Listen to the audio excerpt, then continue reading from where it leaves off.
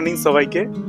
আজকে আমি যে জায়গাটায় দাঁড়িয়ে রয়েছি সেটা হচ্ছে আমাদের কলেজ অর্থাৎ যোগদাস সৎসঙ্গ পালপাড়া মহাবিদ্যালয়ে যে সেন্ট্রাল লাইব্রেরি অর্থাৎ কেন্দ্রীয় গ্রন্থাগার রয়েছে, সেইখানে আজকে ডেটটা তোমাদের মনে করে দিই, 20 তারিখ অর্থাৎ 20শে জানুয়ারি।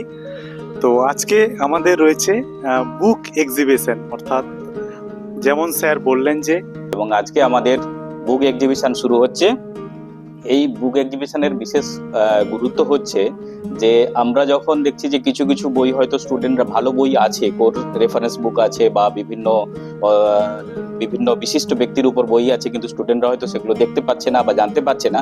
এক্সিবিশনের মাধ্যমে সেই বইগুলো কিন্তু তাদের সামনে তুলে ধরার জন্যই কিন্তু আমরা প্রত্যেক বছর এই ধরনের বুক এক্সিবিশন করে থাকি। আমি সবকিছু এক্সপ্লেন করে দেখাচ্ছি এবং আমাদের এই যে জায়গাটা, এই যে বিল্ডিংটা, ক্যামেরাম্যানকে বলবো উপরটা দেখানোর জন্য। তো এটাই কিন্তু আলটিমেটলি আমাদের সেন্ট্রাল লাইব্রেরি। নিচে বিএড সেকশন এবং স্টাডি রুম রয়েছে, আর ওপরে হচ্ছে গ্র্যাজুয়েশন লেভেলে সব কিছু রয়েছে।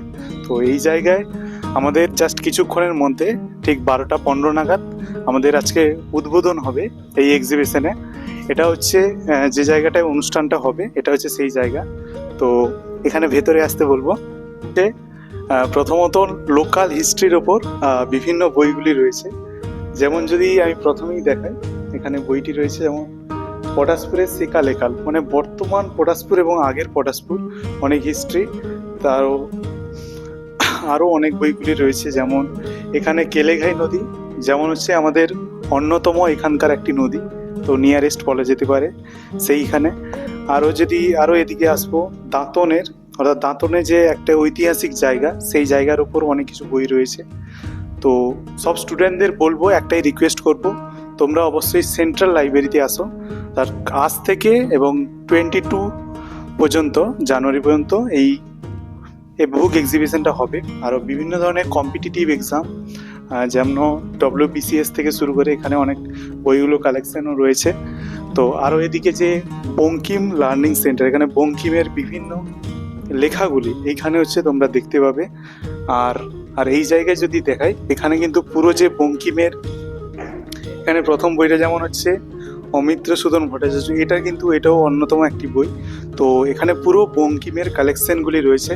তোমরা আসো এবং প্রতিটা বই এনজয় করো এবং দেখবে, কারণ শুধুমাত্র মোবাইলের মাধ্যমে একটা PDF দেখে কোনো বইকে স্টাডি করা যায় না। তার জন্য একটা সফট কপি নয়, একটা হার্ড কপির অন্যতম প্রয়োজন রয়েছে। আর এদিকে পুরো যতগুলো রয়েছে এগুলো হচ্ছে বিবেকানন্দর কালেকশন।